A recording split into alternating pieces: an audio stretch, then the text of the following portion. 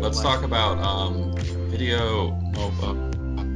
Fuck. Do you guys remember Ask a Ninja? Do you ever watch that? Remember That shit was what? the worst. Yeah, in middle school. Wait. Jesus Christ. What? I remember Ask a that. Ninja won the 2007 Best Video Oh my Podcast. god, yeah, I remember that crap. Oh Christ! I remember the goddamn the theme song. It's like, I am ninja, you are ninja. I don't remember God. the theme song. I just have a general impression. I don't actually have any specific memories, which is starting to trouble me as I... It makes me want to die. He was like an early YouTuber. He just like put on fucking balaclava and shouted about fucking unicorns and minotaurs and shit. It was and fighting them garbage as a content. ninja. It's so bad. Yeah, it was basically what all internet content before 2011 was, which is just like Low effort. fucking otherwise completely talentless dipshits from like middle America, like getting some sort of persona and like ranting about things.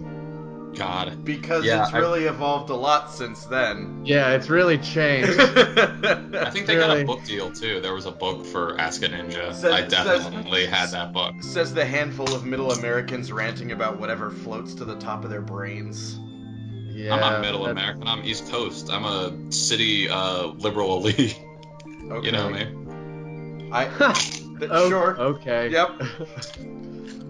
Just not contest that claim. That's not. There's nothing to unpack there. No, You guys sir. ever, in this line of thought, did you guys ever listen to watch Foamy the Squirrel? Old like Flash cartoons. What the fuck? That No. sort of passed me by. I heard about it, read about it in high school, but apparently that was an internet phenomenon that did not reach South America while I lived there. Yeah, I can't imagine why.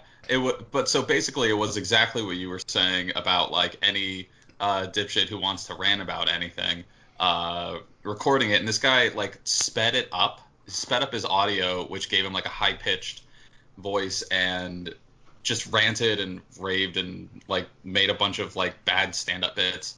Oh, Oh, good. great. And animated it to this like very hot topic like little squirrel character. And was just full of expletives, and Wait. I was in love with it as a kid. And when I edit these podcasts, I will speed it up in Audacity just to listen through it faster. Oh, And good. every time it brings me back to listening to fucking 2 or 3 Foamy the fucking Squirrels like talking about Trump America, and I'm just like, I want to die listening to this. I want to roll back a bit there. You said hot topic squirrel. Oh, Did yeah. you mean the squirrel was like fucking a shitty goth, or it just talked about current events? I think current events is what he was going actually, for. you know, it did talk about current events, and one of the characters, the owner of this theoretical pet squirrel, was a shitty goth that got increasingly like boobs everywhere as the character progression went. And no, but I meant that the visual aesthetic, I guess, of the whole thing was very, very Hot Topic-esque. That's what I meant by it. Hell. Now I'm on board. At first I was like, bullshit, talking Interesting Flash that Squirrel. you define it as Hot Topic, because I've always understood Hot Topic to be just junk mining the internet for low quality merchandise. Yeah, that's basically what it is, yeah. And you know what? Hot Topic did sell the merchandise of Foamy the Squirrel for a while. I had one of their shirts. Of course. It all comes full circle for me. Oh, hell yeah, that makes so much sense. So you're saying that there was some sort of horrifying Ouroboros type situation going on with Foamy the Squirrel and Hot Topic essentially feeding upon itself. Oh, yeah. Oh my god. That sounds fucking amazing. You know what? I take it back. The internet was best before 2011. Right? Because it was because you still had those fucking ranty dipshits, doing their thing. But back then they weren't literally fucking Nazis like half the time. And they didn't always want to fuck some anime character. And they were at least, I don't know, angry video game nerd fucking got a career out of it. So I don't know, back then they were cooler, I guess. They made a fucking movie out of him. It's fucking... Oh yeah, I forgot that happened. I don't want to be mistaken. So- I do not mean to say angry video game nerd is cool. He fucking is a loser still, but... I haven't watched his stuff in a long time. The last I read about him, he was getting a lot of shit for saying I don't care about the Ghostbusters reboot. Which, to be fair, knowing nothing about him or his arguments, I didn't really care about it either. But Yeah. I think about going back in time sometime and like visiting just little small things that I passed me by because I maybe wasn't born yet or like wasn't cognizant of the world yet. Oh, are we Uh-huh. gonna go back to your VHS obsession? Is that what this is going to? No, fuck. Well, I would like to go back to see a late '80s video rental store and hang out there. And if I could go back in time and get a job, like just working at like a shitty locally owned video store, that would be pretty dope to do for a month or two. But I was gonna say, yeah. talking about this turn of the century, turn of the millennium internet stuff, I would like to go back to like 2003 and live the Newgrounds Flash animation golden age. Oh god. Oh yeah. That would be pretty cool. I remember I installed Flash and tried to tool around with it. I lacked the artistic skills, but I actually became decent at making things move around and not look like garbage. Wait, David, do you remember in high school back in the day? Probably not. Okay, well. Sorry, yeah, fair, keep going. Fair. I've blanked out most of that time. There was a class called multimedia, and it was one of those elective classes that you had to choose from, which was like basically a fucking typing class or multimedia. And multimedia was basically just spending a semester learning how to use Flash and how to animate things. It was fucking. I do remember it was that. Sick as shit. I loved it. It was like the dumbest, best low effort high school course I ever had to take. Oh, it was so good. It's no fucking wonder we're like 40 places behind like Finland and shit when it comes to education. Well, it's funny because I go into work and like the department manager for for research and development. I don't know why we're called that. It's just a bunch of fucking programmers. But the department manager for developers, he'll like every now and again he gets up on his soapbox and he's like, they don't teach computer science in high school and middle school, and it makes me mad. And I'm like, yeah, you're kind of right. Yeah, but at the same time, it's like, I don't know. That would just be like completely caving into like the sort of, vast neoliberal idea that your education should just be things that make you hireable, right? And it's like commodifying you to do that instead of like actually giving you a broad. Yes and no. education. I think with how important computers are, I think it's good to gain an understanding of how they work. I wouldn't say push them all the way through like, high school level AP computer science courses, but like the number of people I had to deal with when I was working at the fucking help desk who were just straight up proud of their technological incompetence and could somehow fuck up a program like Word or one guy was just he like almost bricked his computer, and when I restored it, it's because he had downloaded like gigabytes upon gigabytes worth of porn that had viruses with them, and it's like people are I don't even have words. I'm sorry I went all the way up to Pennsylvania and did that to you, David. That was my bad. I shouldn't have done that. No. I knew the guy who did it. He was on the rugby team while I was sort of not playing but still associated. Of course, he had to keep his T levels high. He had to get horny all the time. I don't even know if that was it. He was just a crazy person. Listen, he's a horn dog, and he's a champion to me, and he should be a champion to you as well. God bless him. He's doing the work. Oh, and I also remember one guy who bought a Get his rocks off. He's got blue balls. It's a medical condition. I remember one guy who got a brand new computer and made me set it up for him because we were friends, and he was like doing that thing where your friends abuse your technical competence. Then, like 3 days later, he bricked it, and I asked him what he did because it was just straight up. You'd see the power light come on, it would start trying to load up the BIOS, and then it would die. He was trying to torrent a couple programs, and he clicked all the links, even all of the dummy links. All of the why? Wait, what? All of the download now banner ads. Yeah, that shit. Like even the banner ads, they're like, come here to view your favorite porno. Climb inside my butthole 4. No, I think he just Like, clicked all the shit that was trying to fake him out with download now. oh, oh, so he's just fucking Like the stupid as very shit. yeah, the very clearly fake download buttons. That's But I fucking mean, nuts. sometimes the risk is worth it because Climb Inside My Butthole 4 was really innovative to the series. They introduced the concept of climbing back out of the butthole, which was a bigger challenge, but really interesting in the development of it. Oh, oh my God.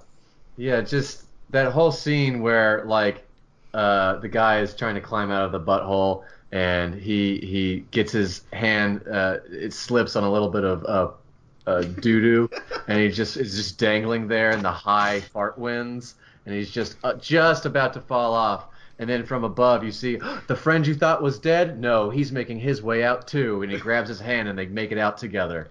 And you know what was weird? The build up See, to tension was like so phenomenal in that climax because like it's it's a reality structure. It was like really filmed like that, and Right. so I was watching it with some friends, and we were all just like kind of on the edge of their seats, like, is he going to be able to climb out of the butthole? And intellectually, of course, we know like they wouldn't have finished and edited and published the movie if he didn't Right. make it back out of the butthole because he would have fucking died. But Exactly. like, so we knew theoretically that this man really was going to climb out of the butthole, but at the same time, just the framing and the pacing of everything made it like really intense. It was incredible. That's David Lynch's best film to date.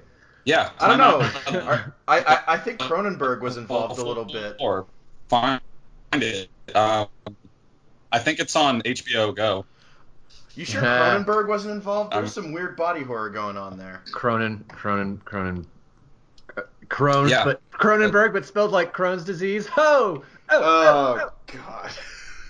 He oversaw And- all of the practical effect development. And on Yeah. that brown note, here's a delayed welcome to the fucking podcast. Yeah. Oh, we are already kicking it up. We don't deserve Yep. any attention. And we I'm pretty don't. sure we're it's, not. Yeah, So- we don't really get it. So Nice. I've been It's sitting karmic here eating a justice. burrito. Fucking. So- I got a Corona. I'm pounding Modelo's, motherfucker. I don't know what that is, but I wish I was it's- pounding something. Mexican beer. Good stuff. Pounding something else. No, I'm trying David, to what- dry out the last couple days, but otherwise I would, Ah, But yeah. anyway, David, what are you so pounding? this is I was pounding a waffle, and now I'm gonna crack into this nice beer in front of me. Hot dog. fucking meat. So welcome everybody. This is the Open Discourse podcast. I'm Much Jam more- with David, hi. I. You All all right. good there? All right. Introduce Oh, yourself. and I'm Andrew. I was here many moons ago. Back when it was a little weirder. A little harder to listen to. It's a much more improvisational now. yeah. Fucking Yeah, really yeah. toned it down. Fuck it. I still think my favorite session, James, was when we had that like 2-hour debate about the ethics of Batman. Oh my god. That's Whoa. I think I got all of that out. I think I'm You finally got I think that I out of your didn't, system? like, I can't remember if I had any extra points to tack onto there.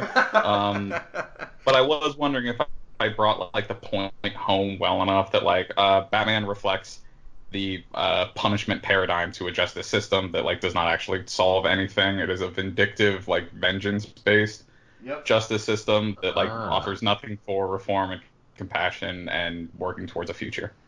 It's just catharsis in terms of violence. Which, I mean, that's kind of Yeah. most comics, but yeah. That's Yeah. true. No, I'll give my quick take since I wasn't here to give it. Oh boy.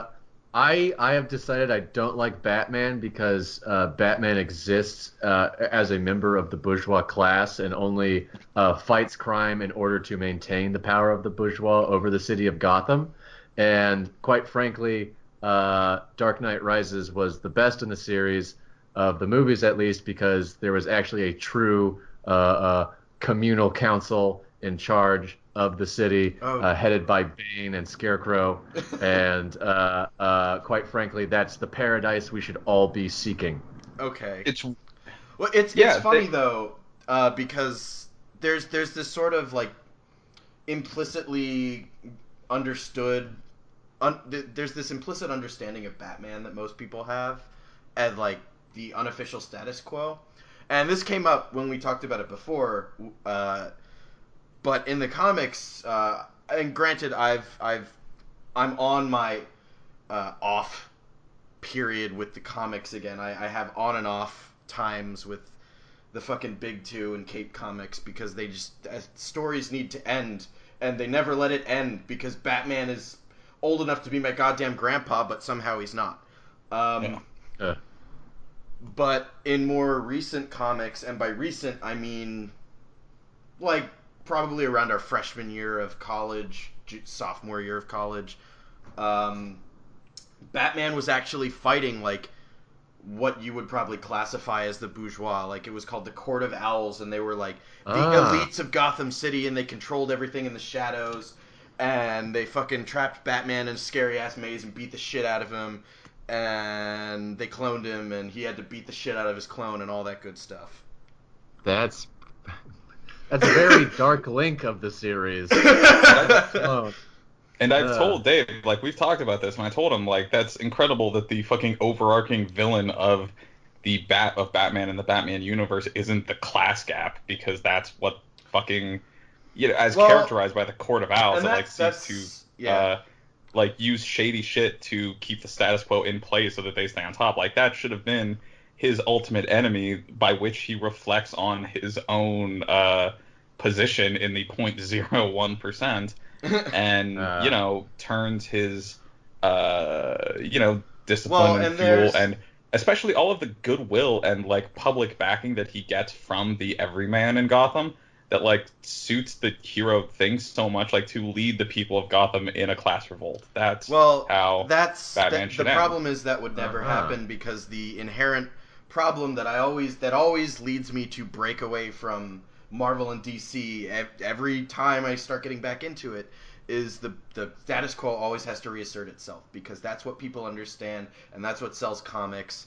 And God forbid you just retire a character and sure, keep your shared continuity, blah blah blah. Now we're getting into my like nerdy ass nitpicks with comics and so right.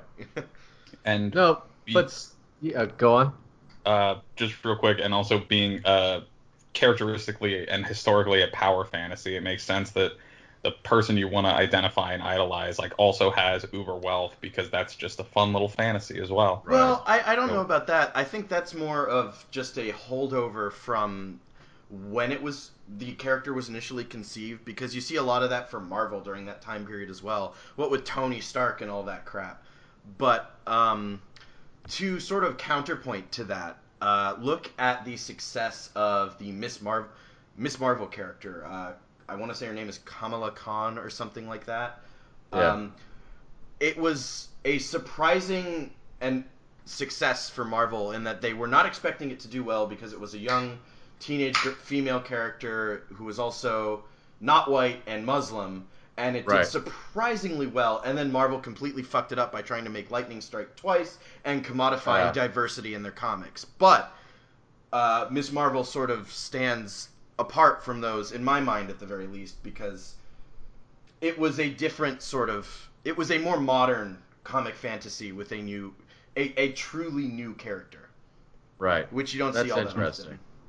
That's interesting. Well, I want to go back to Batman for a second because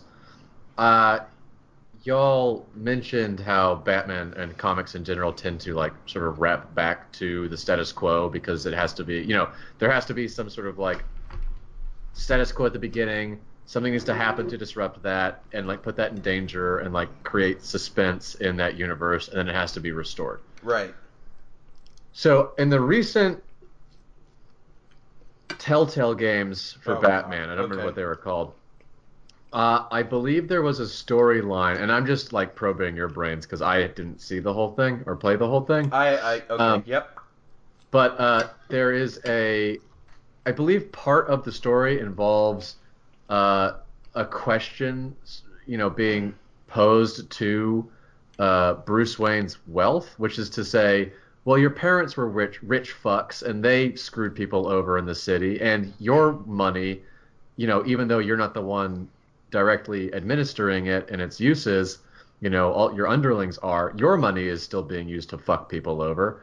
So I think the main villain of that series comes back and points to Bruce and says, "Hey, fuck you. I'm taking your wealth because you've been using it like a dickhead. You've been immiserating people yourself." And I don't know how that ends. Does it just end with Bruce Wayne getting his money back, and that question's never really substantively probably explored? Yes, probably yes. But I never played the game. That being said, that is one of the character conflicts that's been more of a recurring theme in more modern takes on Batman.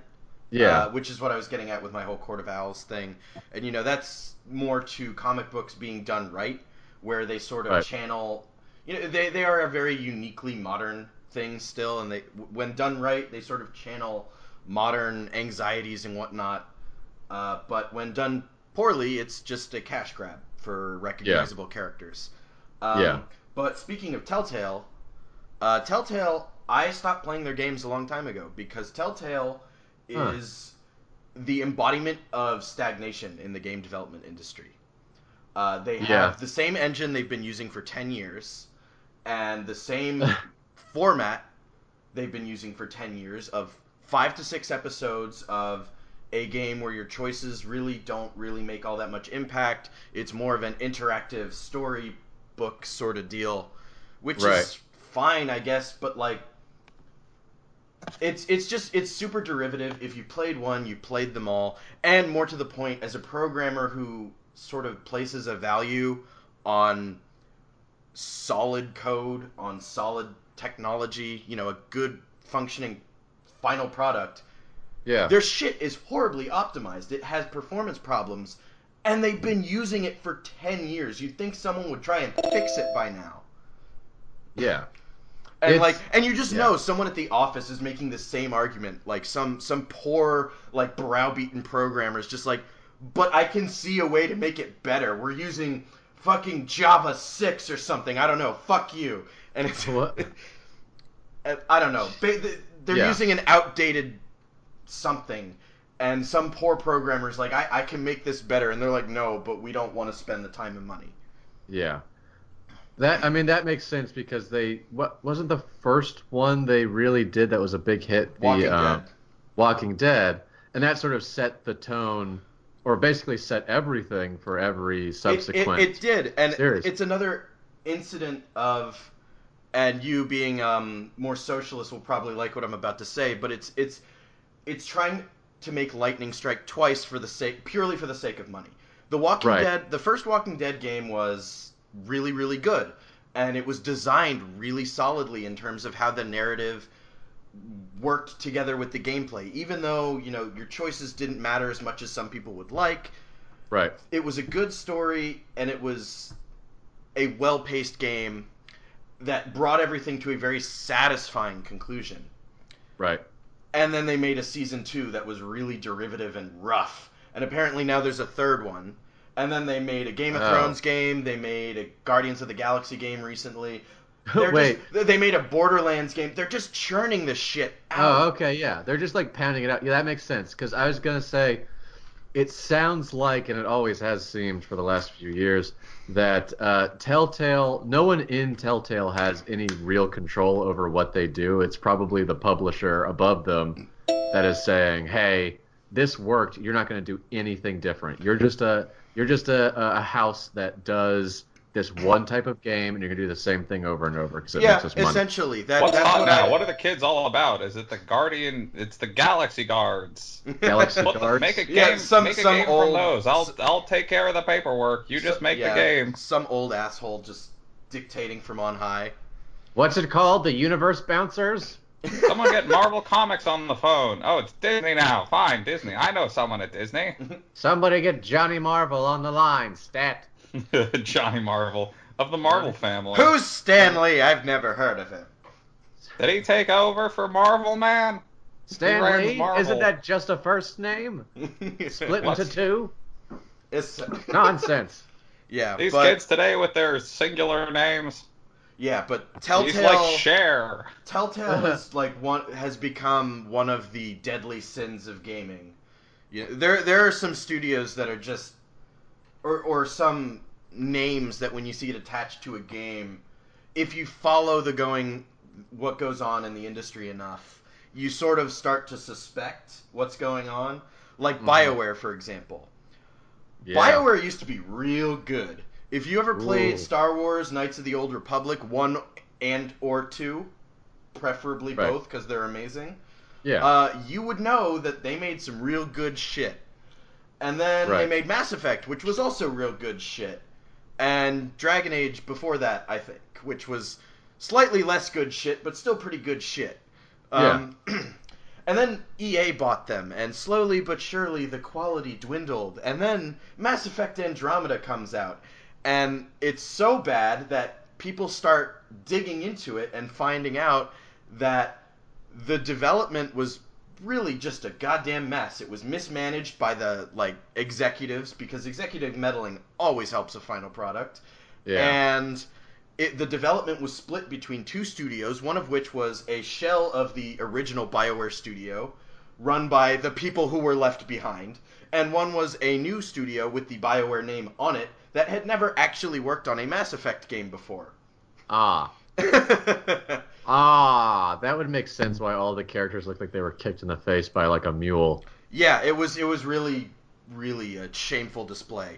Do you see? Yikes. Do you see that one scene where the protagonist, the new shepherd, is like talking to like some lady pilot in the ship or whatever, and like trying to hit on them, but it just reads like it's fucking Life is Strange. She's like this awkward fucking like Michael Cera teenager, just being like, I think you're cute and I like having you around, but this is weird now, so I'm gonna leave. Bye. Yeah, well, the thing And is, Oh, the writers God. that Oh, were Jesus. behind making Mass Effect what it was were not present at all for this.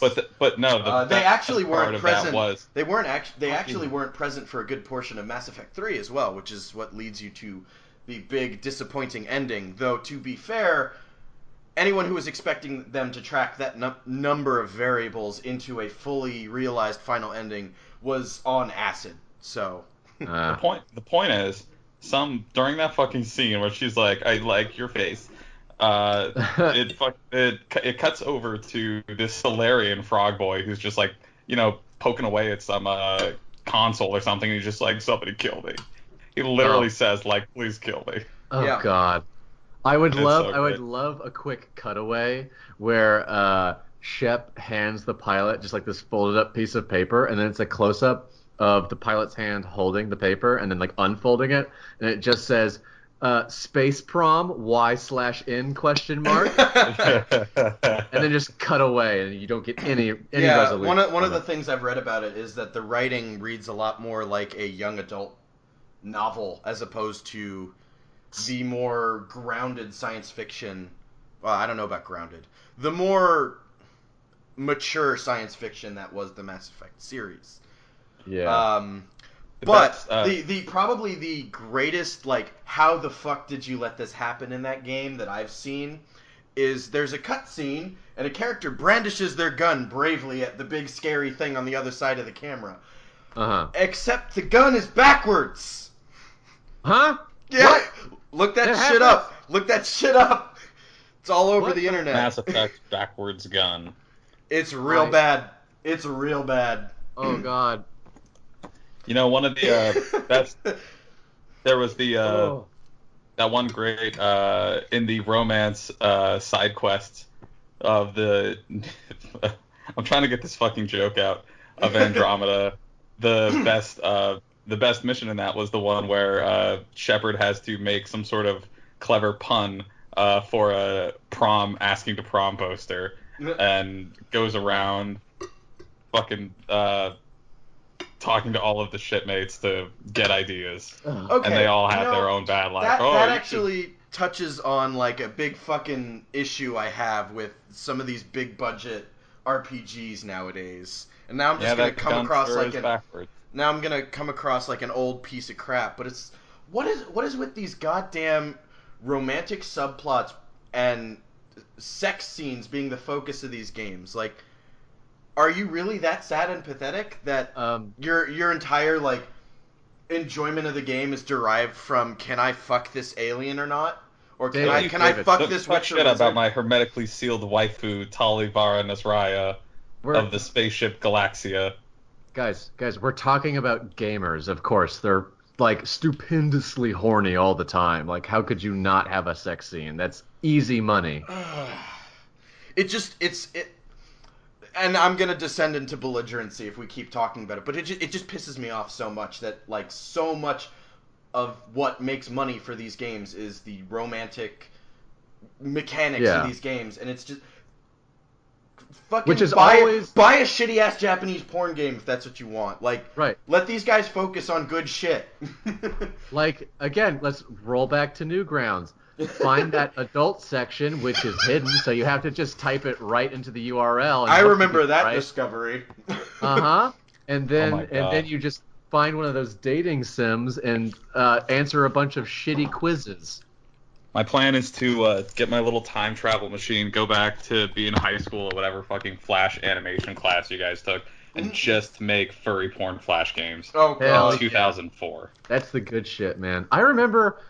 Oh, God, I was weird way back in the... Like, this was 2005, so I was like... how old was I? I was 10. Yeah. And I remember on Newgrounds, I had just found the adult section, and I remember this was after 2000... Or no, maybe not... Yeah, this was like after, I guess, the 2002 World Cup. And like just before the 2006 World Cup. So they made some weird like bejeweled like line up the three things game, and behind them were like naked women like painted as flags. Right? You know how they do that sometimes where they paint like for Sports Illustrated? I thought that was absolutely the hottest shit at 10 years old, and so I was like just clicking furiously, not even like trying to think about the game, and I would just lose constantly on the first fucking frame. Oh God, it was the best. God, I don't know. As somebody who wants to see gaming evolve into something more than what it is right now, I cannot. To me, the idea of pornography and games are very separate. But apparently for a lot of people, they're a lot closer than that. Hell no. From a young age, they were the same. Oh my God. I found... Go on. I found one of the ones that I remembered from my childhood. Maybe I shouldn't dig this hole for myself. No, do it. I'm looking it up. It's definitely... Newgrounds adult. I searched it out. I really need to stipulate I wasn't jerking off to this as a teen. Because, I mean, you could, theoretically. Anyway, it's called The Curse of Cracklevania. That sounds... It is a furry porn Castlevania game. Whoa. I would like to read for you gentlemen. This, we used to talk about politics on this fucking podcast. I mean, every now and again we'll have one like this, so it's fine. Yeah. I would like to read to you some of the things on this page. I don't have Flash, so it's not loading. I guess I'm glad for that. I was gonna say that's probably a good thing. Yeah, the hero of this game is on a quest to rid himself of a curse that makes him change genders at certain times. Oh, good It's Lord. reminiscent of Castlevania, but it has tentacle rape and cartoon sex. Oh no. It also features classic Castlevania music. I will be updating this game often, so keep a lookout. Oh shit! I wonder when it was last updated. Oh God. When was the day this classic game died? Castlevania music. Oh God! It also features, if you do not like seeing the sad thing is, as a Castlevania fan, I've now got like several tracks in mind, and I'm like, I hope they're not in there. Oh, probably like the original shit. Yeah, if you do not like seeing cartoons have sex or characters that look like animals, you should steer clear of this one. This game is not for prudes or R-words that don't like furry animal characters. Have fun. Oh man. So speaking of music, pulling the conversation away from porn, which is entirely my fault for getting us to this point. But No, thank you. But speaking of Castlevania songs, a lot of the songs that I've been that I liked growing up when I was playing games on my cousin's Super Nintendo were the goofy little 16-bit or 8-bit tracks that were in those games. And recently I got a keyboard and I'm trying to learn how to play it competently. And to that end, I'm also looking for resources on learning music theory because I'm sort of hitting a ceiling on skill there and understanding. But one of the easier things to do is to find one of those old chiptune tracks that is truly 8 or 16 bits worth of musical depth. Because the notes are very easy to hear and match with those. Right. Albeit I have to do it one at a time very slowly. That's pretty fucking cool. Are you doing that for a game or just for fucking both. shits and giggles? I'm Nice. doing it for both. I've always wanted to learn music. My parents growing up did not really want me to. They were hardcore STEM or die parents. Okay. There was a point where I was a kid, I wanted to learn the violin. They said, no, you can't. It takes too much discipline and you're just a kid. Which is interesting because I have no discipline now, and I wonder if I would be a much more disciplined person if they'd said yes, and I'd learned discipline at a young age. And then in high school, I wanted to learn drums because the idea of hitting things and making music at the same time was super appealing to me as an aggressive high schooler. That's what gets a lot of aggressive high schoolers into it, yeah. And they also said no then. So now I have no social life and money to burn, so I just fucking buy myself a keyboard and fiddle around with it. Fucking go to town. Yeah. Fucking rip into those keys, motherfucker. Yep. God damn. You'll be the next Crystal Castles. I do not think so. You'll be the next Aphex Twin. Yeah, you're gonna be the next Tiesto.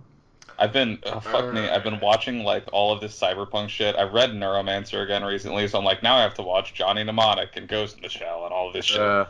So that I have just like I'm about to put on like weird sunglasses and a leather jacket and like start trying to make beats, like fucking Chemical Brothers shit or something. Nice. Future Sound of London.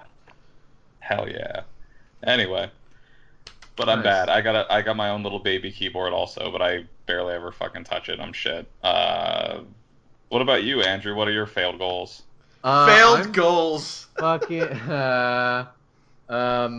Oh God. I'm musically like completely illiterate. I can't play anything, except the old golden pipes there. He sings like a choir boy.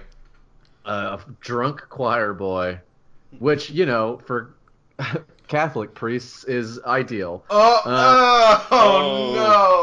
That's the ideal. It's target of 2008. Time travel seems to be a theme tonight. Yeah. What are failed goals? I don't know. I feel like I just don't have goals or dreams because I've been beaten down so much by life. Also, we're all only like 20-something. Let's not say failed yet. I'll accept failure when I'm 30 and a loser. I think there's too much ambition in the world. Fuck it. Don't have any. Don't try to do anything. You don't fail. Honestly, it's wrapped in absurdism, but like that's actually like legitimate shit. There's a whole school of thought constantly like pressure to do too much, like pile shit onto myself. Like there's actually like a school of philosophical thought that's basically like the world is absurd, nothing you do matters, so do whatever you want. Yeah. Right. Well, that's feel like you need to have that shit. Well, that's something that's just been like socialized into you through like every sort of media facet ever, because everyone you see on TV or every like quote unquote interesting character or character that's supposed to be interesting is like some sort of hard worker or like does something in their free time or has some sort of like passion, right? And that just like feeds into this larger ideological like idea that you should constantly be working and like serving this other this I money hate that god shit so much. Yeah. Which interestingly enough brings me around to a conversation I don't know if I mentioned it on an earlier episode, James, but a conversation I actually had with some of the younger people I work with at my workplace, at my office, and I'm the youngest guy there. Like, they're all late 20s, early 30s for the most part.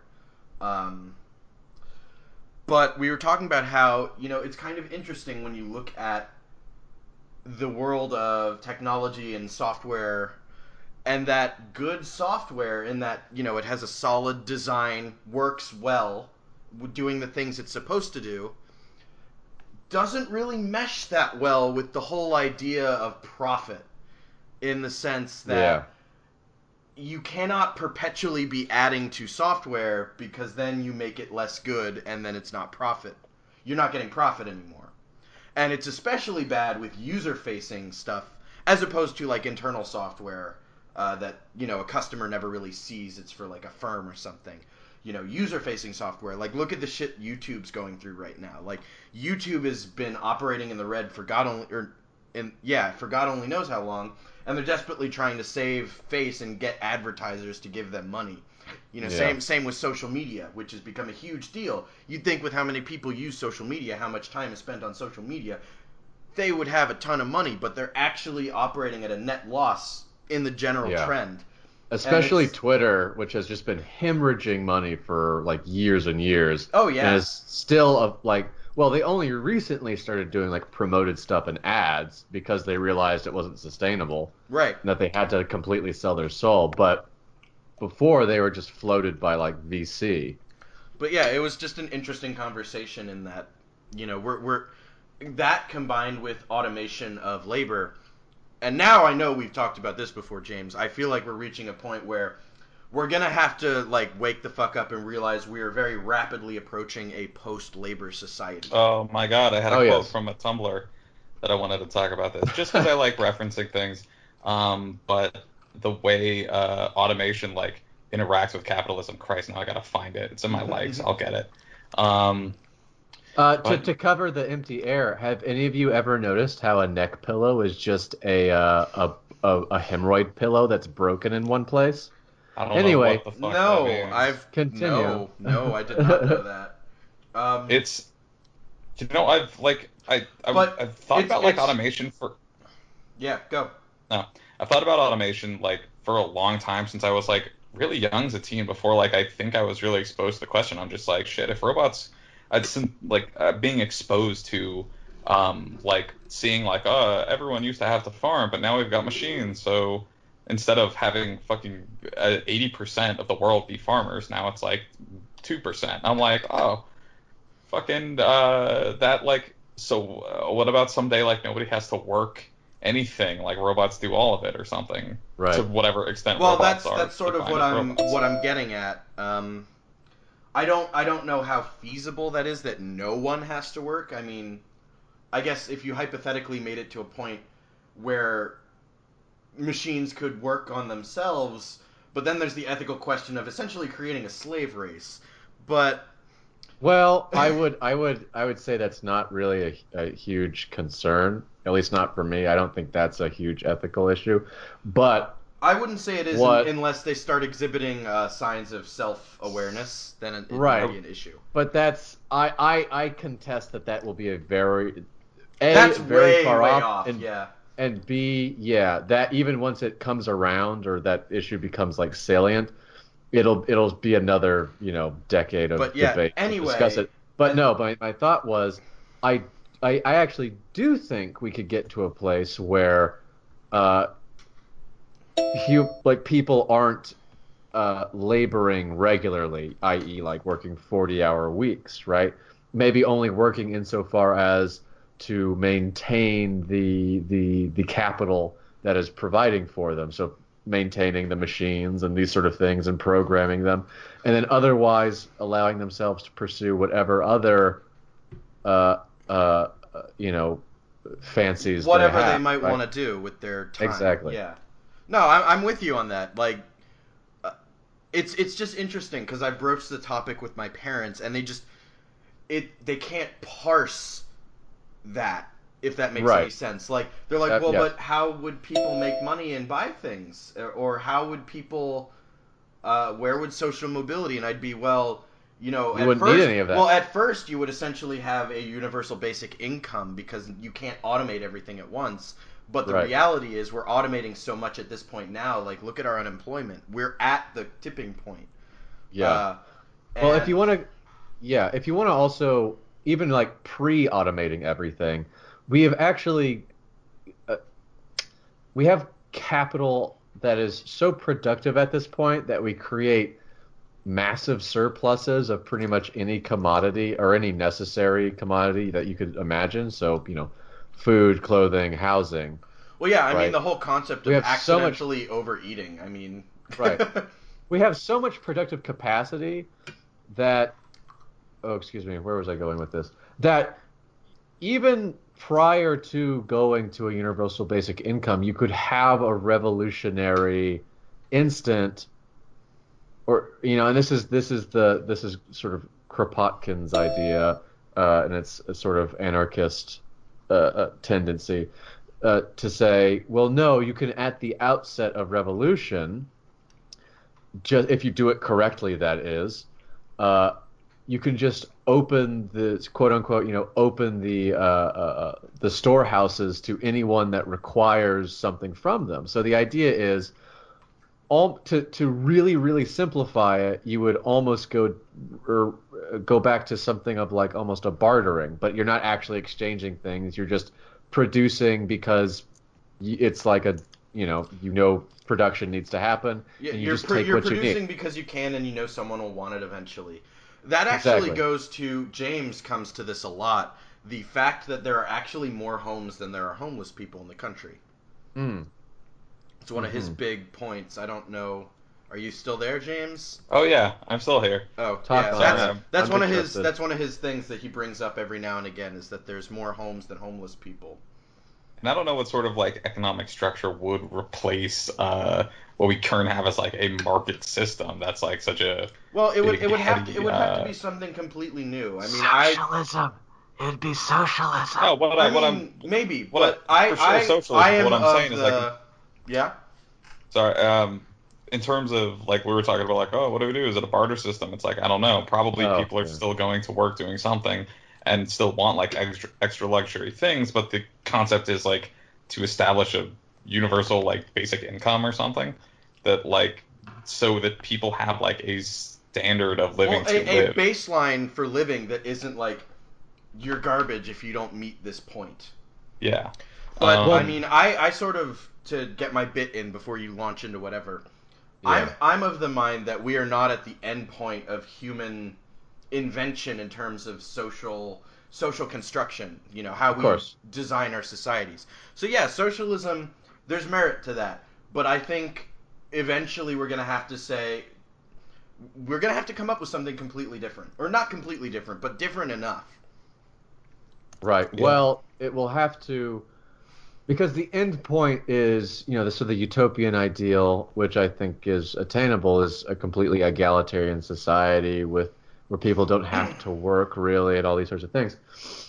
And I think, personally, I believe the best way to first get towards that ideal is to not, sort of stopgap it with a UBI.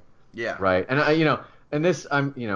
I don't believe there's any such thing as a perfect revolution or whatever. I think there's no such thing. Right. I think that's a cruel requirement to place on revolutions, because then it sort of dooms most from the outset if they don't fit perfect parameters. Right. But I think we can move past UBI almost immediately and like really truly liberate people from most need, because like intrinsically UBI is this sort of limited thing where it's not you an have only so thing. much credit, right? You have only so much credit to access what you need, and depending on what kind of person you are, you know, whether you, for example, someone like myself who needs more access to healthcare because of a pre-existing condition or something, that gets drained, right? So you need to have some sort of mechanism in place in which it is of literally no cost to you to access food, housing, healthcare, and all that sort, right? Because then once you have those needs satisfied, once you have them satisfied, who could possibly subjugate you, right? Because you need nothing from them, because then you would then truly be freely associating yourself with others and freely, distributing your labor, Mm-hmm. because you're not sort of you're not being kept You're from not the things you held need. You're not captive by your basic necessities, is what you're right. getting at. Exactly. Yes. No, I Exactly. feel that too because I have multiple pre-existing conditions. Yeah. I'm pretty fucked basically, Yeah.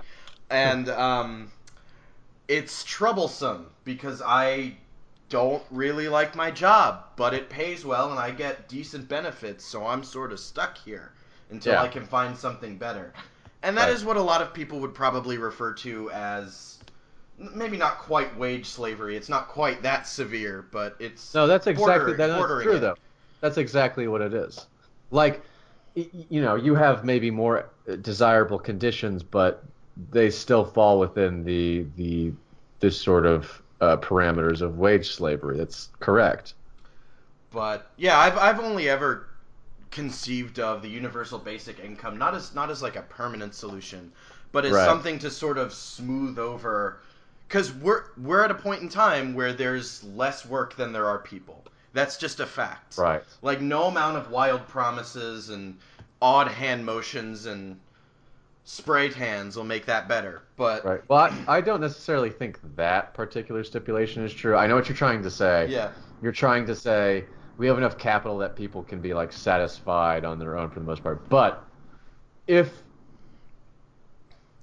anyway, well, I know your what I point, mean but to I don't say is necessarily if agree. we want to keep what we're comfortable with about our current framework of society and somehow accommodate for this huge discrepancy between available labor and production, and there's a Right. pretty big gap, the stopgap would be find something, calculate out a way to cover the basic necessities for an amount of time until we figure something better out.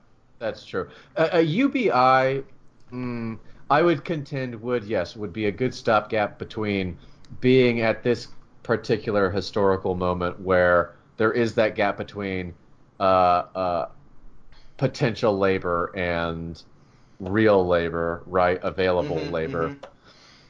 and then moving to a point where we are actually mobilizing the entirety of society to improve Right, and itself, that right? also sort of tides over the people who are like, well, but I want to have more than my neighbor. Well, it's like, okay, so just work on top of the UBI, and then you get more money. There you go, Sure. problem Yeah. solved. Yeah. That's why I say it's a transition because your needs are there. If you want more, you can get more if you work for it, and Right. that's sort of like a weird mishmash of where I hope we end up versus what I don't like about where we are now. Well, yeah. That's a social democratic solution instead of like a fully socialist thing. yeah. I mean, Well, and I've said before, I'm not fully on board with socialism, but you are, and that's fine. I yeah. respect that. But one of the things I mentioned to James a while back is what I don't like about socialism and I guess this weird authoritarian capitalism we've become is that both sort of rely on this implicit in the ideal incarnations of both. You're sort of relying on this idealized benevolent god king Yeah. where in socialism everybody's equal, but you have to have somebody to enforce that because if one person decides that hey, maybe I'm better than everyone else, then he can fuck it up for everyone. And capitalism, you know, all of, ideally the people who are creating the ability to produce are just and the stuff the money and the goods and the products are all dispersed evenly, but clearly that's not happening. Right. And yeah, I don't Well, know. There's this implicit assumption of the people in power have got our backs that I don't like. well, all here that's a good suspicion to always have. Always be suspicious of authority, I believe.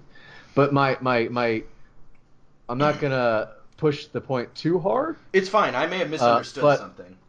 but socialism, and beyond that, communism. The idea is that you have a democratic society, not just like a democratic government, right? Right. And almost more importantly, a democratic economy. So really, what you're doing because you're saying, oh, there's this sort of person above you that you have to trust to like pass down sort of plans to you for production or whatever. I don't necessarily. I think you're missing an important idea that those people, those sort of like, you could almost call them central committees. That's a bad characterization, a bad way of wording it on my part, and people shouldn't misunderstand that. But those councils are elected by the people, so the people are then saying like, okay, here are the people we most trust to order our production, to order or to help enforce the sort of proclaimed ideals of our society and to run the mechanisms of this society. Right. So I don't think it's so much a question of how much do we trust this person or I must trust this person because they're above me. I think it's more almost a more true meritocracy in the sense that you are choosing people to help order you because you don't have all the fucking time in the world to do that, and two, what am I trying to articulate? I have a point, but I'm sort of hitting a wall. It's fine. I kind of get where you're going for. But the idea is you're not trusting this sort of benevolent person above you. You're trusting your neighbor or right. or My some other problem is I'm just too much of a who- cynical prick to believe that people can coexist like that without having problems. It's understandable. All it takes for either extreme, utopian end of the left-right dichotomy that we seem to be fixated on maintaining, relies on this assumption that wherever the power goes, it goes to a benevolent place, and I don't believe that, and I don't trust it, and I don't like it. Oh.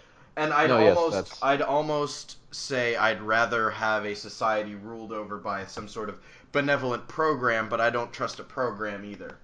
And that's sort of the moral quandary I've been in for the last several months. Is that like I don't see a good endpoint for anything, and that I am just desperately trying to think of something that would work. Right. So your conniption is with the sort of the idea of the so-called like dictatorship of the proletariat. Like they're not intrinsically benevolent to everyone. Therefore, precisely, and more to the point. Fully trust them. More to the point, when you rule by social consensus can be wrong. 50 years ago, the social consensus was that black people were not people. Yeah, like 60 years ago or something like that. That was accepted as normal and factual. And I don't know. I brought this up before also. It's just, and there's no solution here. This is just me just shooting down good things with nitpicks, but we have to find a way to keep the bad aspects of the human condition in check, I guess. Right. Well, that's sort of So you have certainly heard of the sort of notion of like class consciousness and stuff, and how this is a necessary step. You have to raise class consciousness before a revolution occurs, and part of the idea of class consciousness is to break down the sort of barriers of race and sex and gender to say, hey, at the whole, your struggle is pretty much the same, right? You have the same sort of needs, not sort of needs, you do have the same needs as human beings. You have the same dignity as human beings. You are being immiserated in comparable ways. You all have solidarity with one another. Therefore, this revolution you fight is for one another, not just yourself. Yeah. Right? You can't be a part of that movement and just be self-interested. That's not how that works. Like, intrinsically speaking, you kind of couldn't agree with it. Well, maybe if you're someone like, I just need healthcare or something like that, you'd be like that. But for most people, right, That's sort of antithetical to the movement. So the idea is you raise class consciousness before, which is sort of the gate being opened to revolution. Then that consciousness persists. But yes, I see your concerns with that sort of consciousness persisting, but right, and not being poisoned. Right, and I will say though, our situation is not sustainable. So I think we should just keep going because we can do better than this. Just because it might go bad eventually doesn't mean we shouldn't try. I'm just a cynical piece of shit. But Sure. That's one of the things I've been noticing recently after the last election was we are seeing the starts of that. Even on the right, though I disagree with the conclusions they've drawn because I think they've come to those conclusions through faulty premises lodged in a propaganda machine that is Fox News and conservative talk radio. But even on the right, we're seeing that a similar sort of thing occur. But again, different conclusion because they faulty premises. Right. And so that's a little reassuring in that everything looks awful right now, but I'm hoping we come out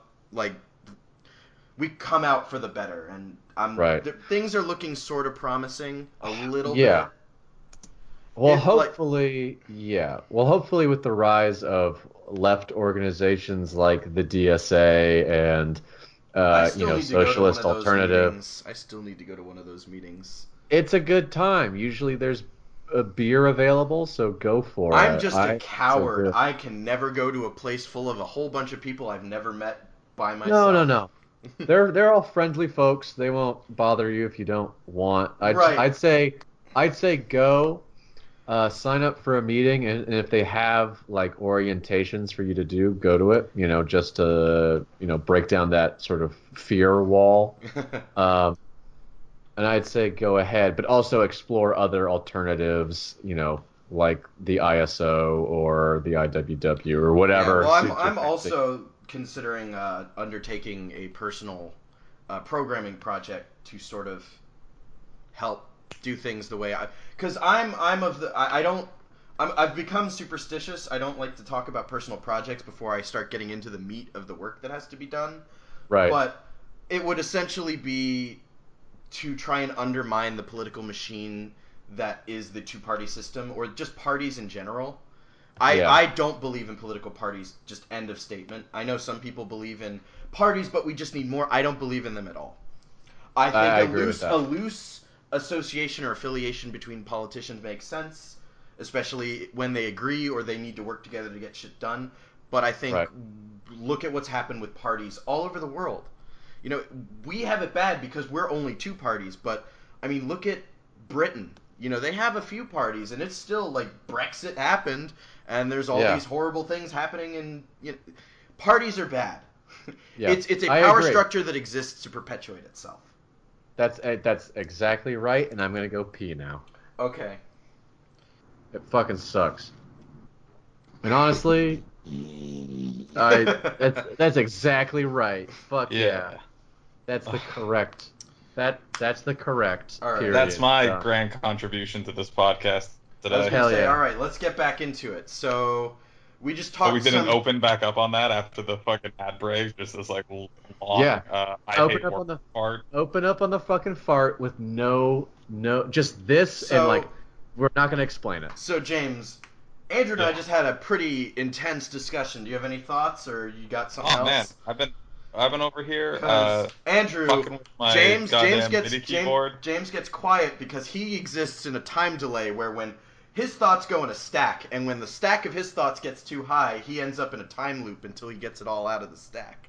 Gotcha. And that's why I had to pull myself away from the computer for a second and stare directly into a light bulb to process that information. And you know what I got out of it? What? I wasn't paying attention. Well, no, okay. I have been paying attention. We've all been talking about. Well, now I feel like I have to prove it, but I also am forgetting it. It doesn't matter. Hey, look. So the truth is, I've been fucking around. I made a beat. Kind of like keyboard in front of me. I and I brought up this thing talking about automation of work Oh that I yeah. wanted to talk, and especially how it like relates to capitalism, because that's how we kind of got onto this Fucking hit it with topic, the and beat playing. turned it into yeah, in editing, I'll put this little beat in it. So this Hell was yeah. a quote from Tumblr user Quinn Dollins, QuinnDolyns. That shit up. I gotta cite it because if I just nobody listens to this, nobody's gonna call me out and be like, "Oh, you're ripping off No, this but quote or the something." nightmares will keep you up at night. That Yeah, Tumblr user is our one listener. I fucking they taught me real good about MLA sources. Eh. Uh, so anyway, talking about the quote is, capitalists right now are terrified of the specter of automation, which is ostensibly an incredibly good thing. Capitalists are writing articles that say machines are going to replace all low-income jobs, as if As this is though that's somehow a some sort of fact. horrible thing. Machines taking the grunt work and doing it for us, orders taken to restaurants being replaced by tablets, necessary work being done for us automatically, those are great things. But under capitalism, this reveals a fatal flaw. The poor cannot exist, cannot subsist without being fed scraps by the rich. When our jobs are replaced by robots, the rich man has no reason any longer to hand us those scraps. In an ideal world, robots doing trash collection and janitorial work and other such jobs would be a good thing, but under capitalism, it means the decimation of and further poverty of the working people. Right. Yeah. Yep. So, but like capitalism is like naturally so strongly drawn to automation. Right. Well, Because it's that's the irony, is that the system will essentially become its own undoing. You know, I've well here I want to reference because he's brought up a good point. There is a book called Four Futures: Life After Capitalism by Peter Frase, Frase,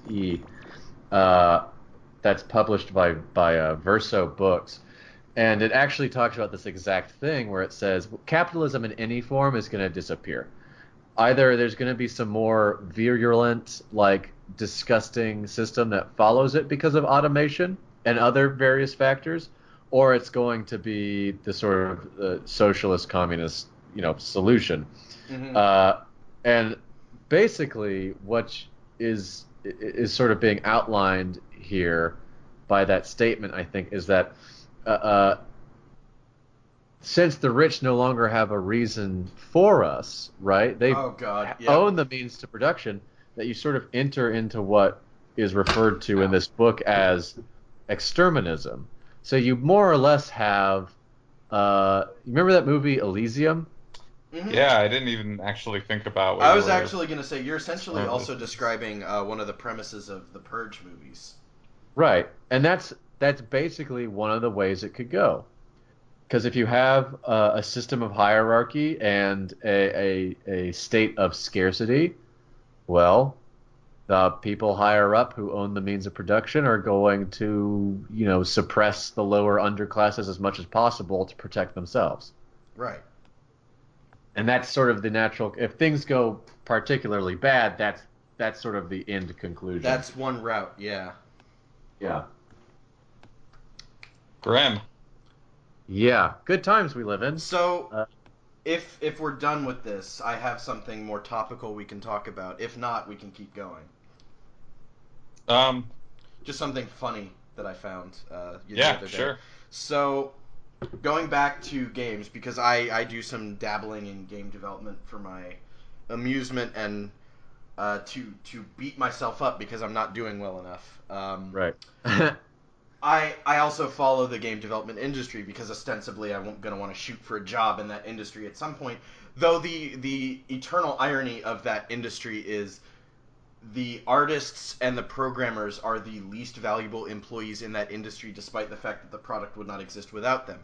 But moving on, Far Cry 5 was announced recently, and I don't know if Oh, either hell of you yeah. knew that, but have you guys seen what the cover is going to look like? I sure Fuck have. yeah. And is this is the new Far Cry about white supremacists? It looks like it is. It looks like it's set in rural America, and the baddies are white supremacists, and I'm That's loving what I it. picked And up and on. I would love it even more if the main character was not white, which is not a given, but I'm hoping, because that's just such brutal, delightful irony in Oh video my game God. porn. And people are losing their shit online. It's like, okay, so it's fine to do it to some random made up Asian country or Polynesian country, but suddenly it's American rednecks, and I've seen all I've stands, and I won't stand for no more. Get over Exactly. yourself. Like, I love how, like, fucking, like, Twitter Nazis are getting all butthurt because they're like, oh, god damn it, it's so hard these days to find a game where I can shoot an impoverished third world person. Oh, jeez. Well, more to the point, people are saying, oh, how dare you ridicule America. I've seen that one, and it's like, I don't know, I kind of think we deserve it right now. Yeah, it Also, looks pretty who good. are you to demand nobody be able to ridicule America? But yeah. I saw that and I immediately thought that the Twitter Nazis and the internet Nazis would be all over this, that they would like it, that it's the internetsies. The way that internet Nazis the way the inner Nazis flock to Warhammer because it's this imperialist power fantasy. Yeah, which is a real shame because I kind of like the Warhammer video games somewhat. They're kind of a mixed bag actually, but I mean, I weep for the creator of Warhammer and Warhammer 40K. I don't think it was a single what creator. Happened to their imagery. It's a company called Games Workshop, and their quality control is actually complete garbage, and their business model is also complete garbage. Okay. Well, I would love if Far Cry 5 is the get out of video games, where you do play as a young black man in America. One of my friends actually said those exact same words to me. Really? Yeah. I can't wait to play Get Out the video game, and I was like, oh, I hope. God damn. Oh, I hope. But with less psychology and more and rocket launchers. It's funny how the recent times have changed me, because a year ago I would be like, okay, that's fine, I guess. I don't know that I agree with people going out of their way to piss other people off, but people can do whatever they want. They don't have to buy it. But now it's you people are shitting all over everything I care about and ostensibly going to ruin my life. So I'm kind of getting happy watching you get mad. So, fuck you. Yeah. Oh, God. I, for one, cannot wait to blast some fucking honky in the face with a shotgun. Oh, I thought it was really funny. These are the same. No, if you were to make a Venn diagram of the people that are mad about this and the people that were fucking furious that when they found out that Tracer from Overwatch was a lesbian, you'd make a fucking circle. See, I didn't actually realize that people were upset about Tracer being a lesbian, because I read that comic and it was addressed so nonchalantly that I just sort of moved on. And then I go online and apparently people are pissed off about it. And it's like, I understand being distrustful of diversity in something that is very clearly marketing material for diversity's sake. It's my whole issue with Marvel right now. You sort of make it into this weird new version, new age tokenism, where it's somehow even worse than old tokenism. Continue. But as you said, and because it was played off so casually. Well, it wasn't even played off. It was just there, and no one made a big fucking deal about it. It was that's two frames. Yeah. It was 2 cells. And that's what I like about going back to our old college radio days. That's what I like about Steven Universe. Shit just is. Nobody has to go out of their way to justify it. And nobody has to put the light on and something somehow, to say somehow hey, this is what it means. That gets people's underoos all in a knot. Just because it is. Yeah. Which is really disturbing on some levels. Ugh. I think I brought that up the last time I was here. I think that was a really fresh thing a few months ago. Yeah, I think it was. Yeah. Because it was around Christmas time, because it was a Christmas event. Oh, yeah, right. That was around when we got started. Yes. That was the third or episode or something like that. Something like that, yeah. And we took a month break for a while. Yeah, Jesus Christ. But Well, we didn't take a break. We just fucked off. Like, well, you we were can't- both just busy and Taking a break low- sounds like we did it we were intentionally, more like to give ourselves rest. we were more low energy than how Trump would describe Jeb Bush. Oh boy. Oh Yeah. Speaking boy. of which, We I def- love Jeb Bush shit posting, and I love the fact that it's still alive and well. Even though I don't care for Jeb the politician, I love Jeb Bush shit posting. We've definitely been called by many the Jeb Bush of podcasts. That's exactly. Is that Energy, our basically podcasty political, award? Not really sure what's going on. Is that our podcasty award, the Jeb Bush of podcasts? The Please, Jeb, please. Jeb honorable mention. Just the You Jeb get the mention. Jebby. It's The called. Jebby. Jebby. Take home a big See gold that Jebby. that sounds vaguely filthy now. Oh, I got a Jebby under the table. Oh, dude, it's entirely filthy. I love it when Roll a Jebby oh, right God. upside Roll the the Jebby. left titty. I love when Daddy gives me his Jebbies. Oh. Girl, you get daddy's hot Jebbies. All right. Daddy's Okay. hot Jebbies. All right. Okay. That'll be the name of this episode. Daddy's hot Jebbies. We have officially not. become a shit posting podcast. Hell it's yeah. funny because I was sort of Shitcast. today was one of those days at work where you don't have much to do, but you're just sort of stuck sitting there and thinking the stupid kinds of thoughts that you think when you have a ton of time and nothing to do because you're stuck in a place where you're not allowed to do what you want to be doing. Uh-huh. And I was like, I would like to see a story set like 30 years in the future of a man haunted by his past as a young, edgy shit poster. Oh God, yes. Like, can you even imagine that concept? Oh my god. I left that life behind. It's just, it's like he's trying to run for office, and it's just people digging up his old Twitter where he's tweeting like every single famous person he knows to, and every tweet is just "fuck me, daddy," and that's it.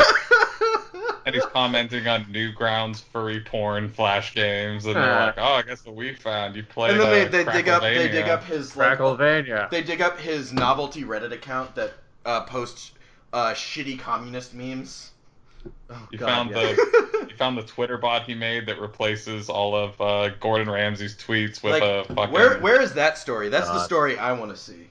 Like he's going through like Senate confirmation to become like some other like to become the king of like the racism factory or whatever, and it's just some Senator Tinkerbell ass character on the committee who's like, now see here, what is this Cracklevania? I may be a simple country senator, and I do not understand the comings and goings of Flash animation. I do not understand by the my proclivities. constituency about a little something called Cracklevania. I do not bother to I understand the proclivities of the internet folk. But what is this here video game? While I have been known to dabble in porn of the furry variety. No, he has to say pornography I do because not- he's a gentleman.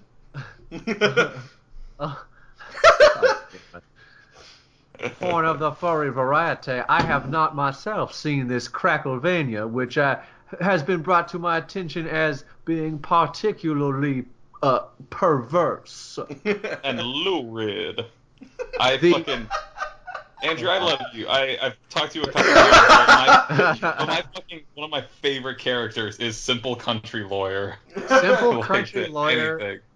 Simple country. I love the most lawyer of bird anything from is great. Futurama.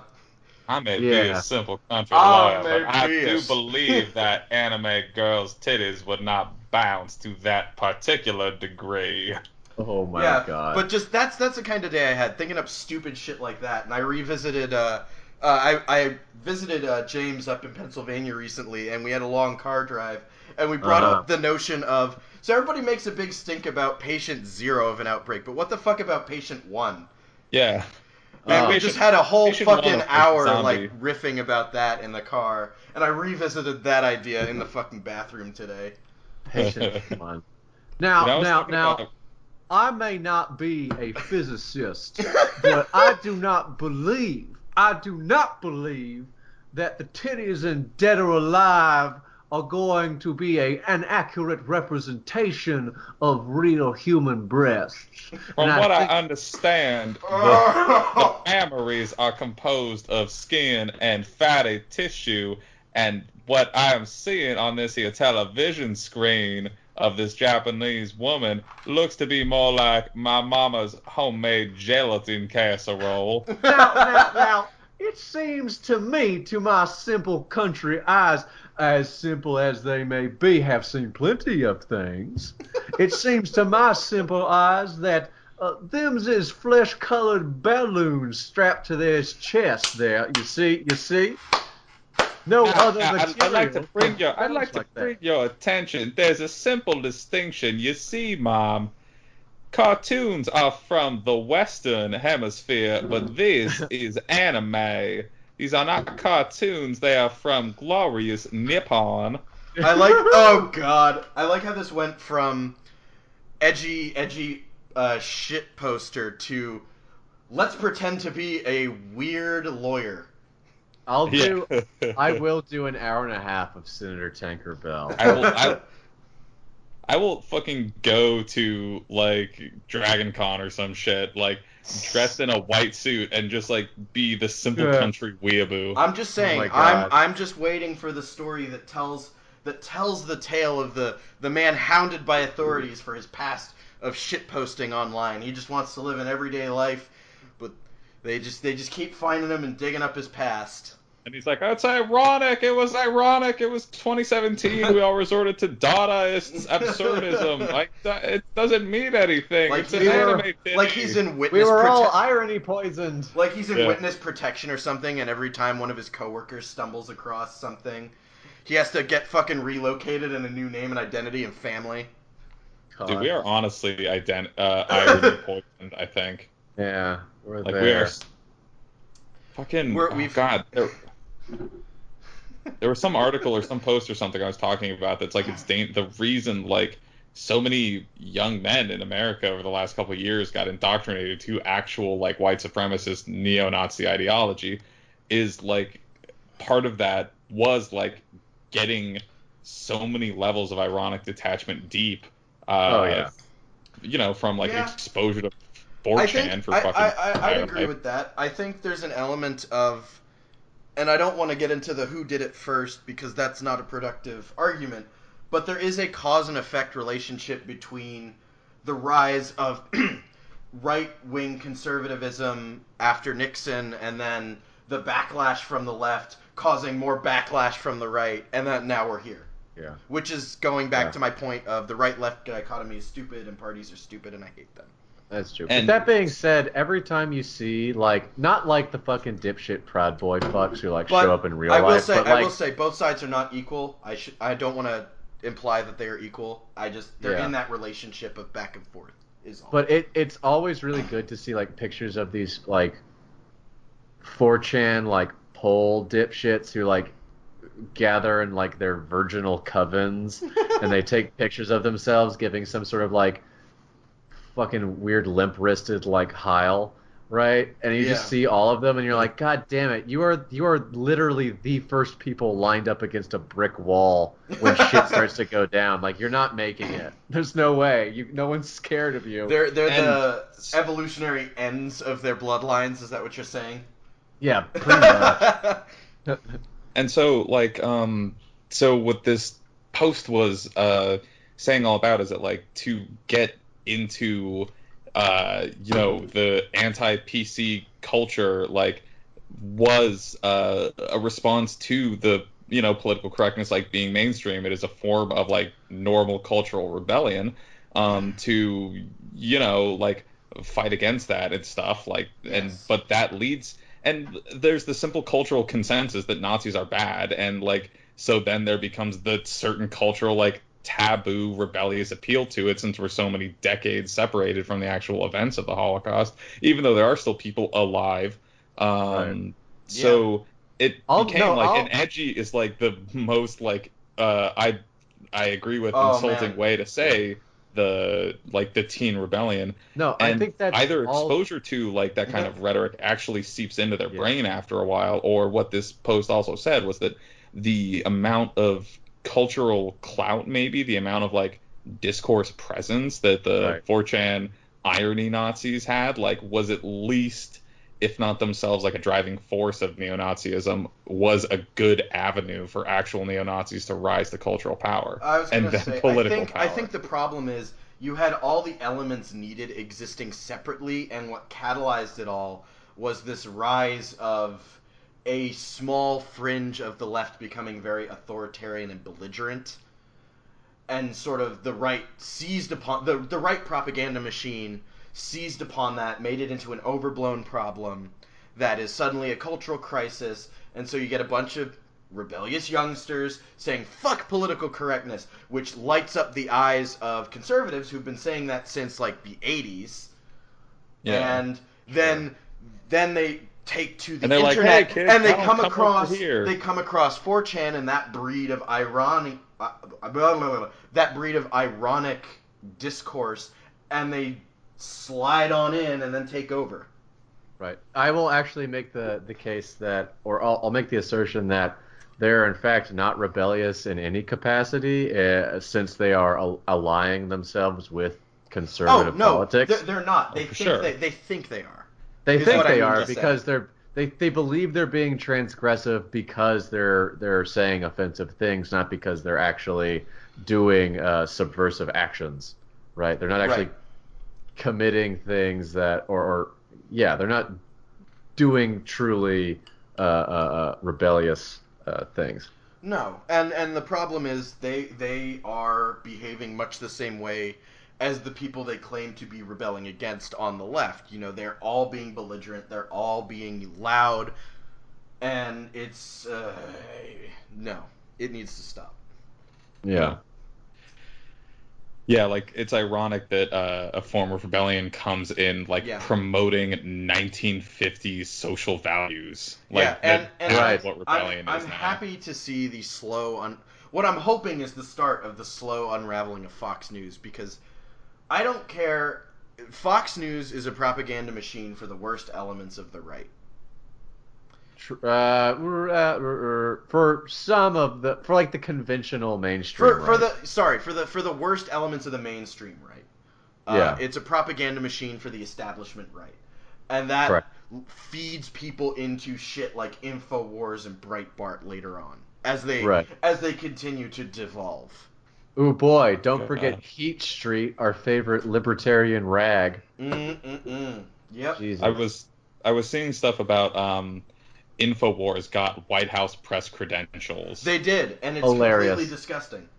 The and best people thing in the saying like, world. yeah, these are the people that thought the fucking Sandy Hook child massacre was like an act, Also, that it that was like chemicals are a turning all the fucking frogs gay. staged. They said who? Also, that chemicals are turning frogs gay. Oh yeah. That was No, a, Dude, I'll that I was a would actually nice one. love to fucking just fuck chug some like a frogs. chemical that just made me gay. I feel like if there was a gay bomb, the whole gay marriage issue could be solved fairly quickly. Fucking It's like, true. Like, just, okay, dude, turn everyone gay. It's not a problem anymore. Everybody will. Yep. Not a problem. Everybody's gay.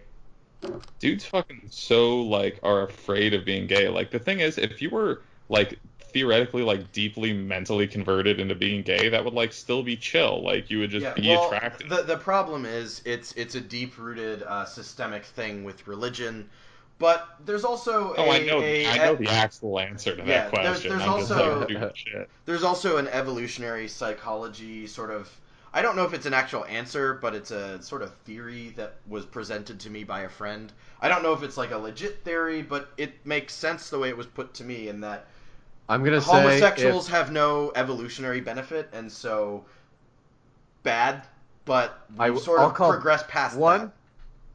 One, I'll call bullshit on that theory, and Mhm. two, I'm gonna rewind a little bit. And anytime someone says, or anytime a quote unquote a friend tells you a quote unquote evolutionary theory, it's almost always fucking garbage. Well, that's why I like front loaded that with disclaimers, because I said Yeah. one thing I was told by a friend. Yeah. Like, it makes sense when you don't think about it a lot, but it kind of falls Sure. apart Yeah. because there's tons of actually gay, or there's tons of straight up homosexual behavior among animals in nature. Right. which sort of defeats the whole, oh, well, it's a evolutionary dead end, and that's why we don't like it. Right. Yeah.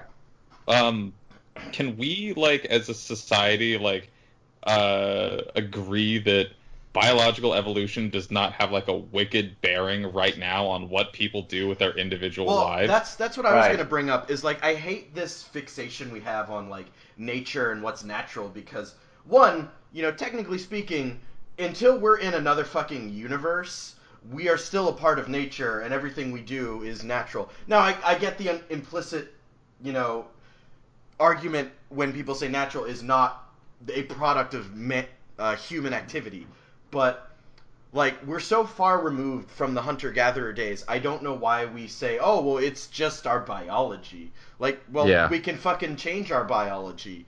Like, we have people go to Olympics with fake fucking legs. I think we can We move invented beyond skin grafts. Yeah, I think we can move beyond have penis, will fuck. Evolution takes place over, like, hundreds of thousands, if not millions of years for any, like, thing to actually fucking change. So, like, shitloads and shitloads of successive generations.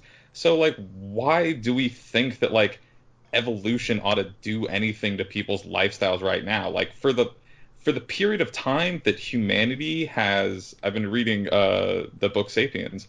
For the period of time that humanity has, like, invented language to be able to speak to each other and grow our fucking brains up, Right. for those, like, good 20, 30,000 years, the actual biology of a fucking human has not done a hell of a lot of changing. Nope. Right. Like, it's because it takes, like, Evolution's a shitload of super slow. generations for a certain gene to spread through the fucking world. Right.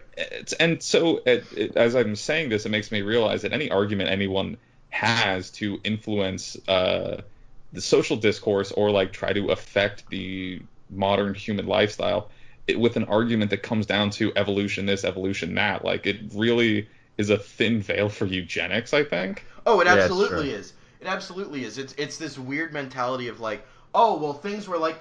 It's an outgrowth of the mentality that seems so prevalent of like, oh, things were like this in the past, and the past was better than now, so clearly that's better. And Christ Bro. knows, fucking with evolution and shit, if currently 10% of people are homosexual, that will clearly annihilate the human race. We have Well, no way to breed another unless fucking everyone's banging. another thing that really gets to me is like this argument people will use against like trans inclusivity is like, oh, well, there's such a small percentage of the population, and so it's like, so what relevance does that have on being a decent human being? Right. Like, Yeah. yeah, Like, it's you're not going not to worth encounter giving many somebody people who right. fall into this group, but that doesn't mean you have to be a piece of shit either. Right. Well, and back to the evolution being used to, like, sort of prescribe how an individual should act or ought to. Uh, Evolution as a theory is meant to explain why populations survive and, Right, not like, individuals. evolve. So yeah, so sort of reducing that down to, well, because a whole population evolved to do this thing because of such and such reason, therefore you as an individual, you should act this way. It's sort of equivalent, or maybe a good science analogy is to say, like, applying that sort of logic to an individual is like applying sort of Newtonian physics and mechanics to the Well, insides of it's an atom, or like quantum it's like a logical level it's a logical things. fallacy. There's actually a defined logical fallacy for this. I forget what it's called, but it's essentially ascribing the qualities of the whole to a component. That is a Right. logical fallacy, and the reverse is also a fallacy, ascribing the properties of a component to the greater whole. Right. Now we're all logic lords. But I think that might also be an outgrowth of the purposeful mischaracterization of evolution by the religious extremists. Yeah, Sort of. I don't. Sort I'm of. not Not sure entirely. that's where it Not comes entirely, but at least in part, I think. from. I think it's from not so much explicitly religious elements, but more from socially conservative elements. Sorry, I sort of Who- equate the two, but yeah. Yeah, sure. But socially conservative elements, excuse me, that can't deny on its face evolution because of all the evidence and whatnot, and so they just twist it to whatever end they require. Yeah. Yeah, which is real insidious and awful, and I hate it. Yeah, because a lot of politics isn't about like using the facts. It's about how you use the facts to sort of promote a moral stance you have that isn't Right. grounded in anything particularly. Right. Well, it's intellectually dishonest. Right. Correct. Also, Anyway. more since we're on things that piss me off about the right, and I've said this to everyone who will ever listen. I'm sure you've both heard me say this before, but quit it with the fucking Judeo-Christian shit. Do not use the Jews as a shield for your bullshit. Well, it's kind of like, I don't know. I feel like saying Judeo-Christian is like saying, "Oh, I have a black friend," when you say something racist. Well, no, it's exactly that, because it's like, Yeah. oh, these are Judeo-Christian values. Well, it's like, no, it's not. Jesus showed up and changed the whole fucking thing. Like, Yeah.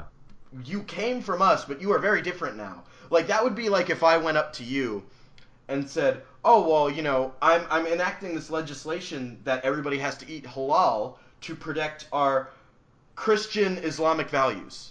Because, Right. Islam came from Christianity, right? So you guys must be the same. You guys must have the same values, right? Right?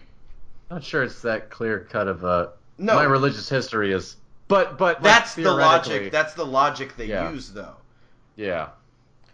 Like, it's really that simple. They truly do not think about it that much because they don't bother to actually understand Judaism or even know a Jew. And Yeah. anyone who goes out there talking about, oh, but these are Christian values, like everyone's gonna look at them like, okay, it's fine. Yeah. No one's taking Christmas away from you. Listen, Yeah. to most Americans, if you have met a Jew, you're automatically an elite. That's just how it is. That's the law. So does that mean you guys are elite since you both know me? Hell yeah. We're big time, baby. Anyway, I've started smoking my weed, so this might be a good spot. I was going to say, end. I think we just hit our ending point. Yeah, I got Yeah. a pause and I sighed, and then That's I wish I that's had usually what weed. tells me is just because I'm out of steam, and James sighed, and you are apparently now smoking the reefer like a hippie idiot. and Hell I yeah, won't be bitch. associated. I will not podcast with a man who smokes the devil's lettuce.